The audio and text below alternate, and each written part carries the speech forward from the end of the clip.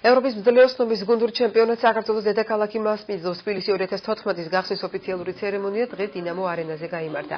ჯოგით ხტომმა ყორცნები და გარბენი სპორტის სამსახიობაში 2 დღის განმავლობაში ევროპის 15 ქვეყნის 607 სპორტსმენი იესპარეზებს. მათ შორის საქართველოდანაც სპორტული შეჯიბრებები ქალაქის მთავარი მოედნის გარდა მძლეოსნობის ახალ სტადიონზე გაიმართება. თბილისი 2014-ის გახსნის ცერემონიას დღეს სპორტის მინისტრთან ერთად ევროპის მძლეოსნობის ასოციაციის პრეზიდენტი და საქართველოს მძლეოსნობის ეროვნული ფედერაციის ხელმძღვანელი დაესწრნენ. სტარტი აიღო ევროპის გუნდურმა ჩემპიონატმა თბილისში, რისთვისაც დიდხანს მემზადებოდით.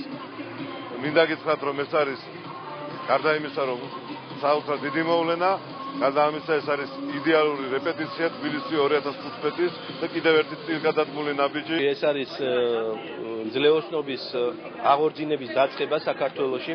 ეს ძალიან მნიშვნელოვანია, იმიტომ რომ მძლეოსნობა არის საფუძველი ყველა სპორტის სახეობებისთვის. ამიტომ ამ სპორტის არარსებობა ნიშნავს სპორტის რეგრესს საქართველოში. ამიტომ ჩვენ უნდა გავაკეთოთ ყველაფერი და ჩვენ დავიწყეთ უკვე მუშაობა ამ მიმართულებით.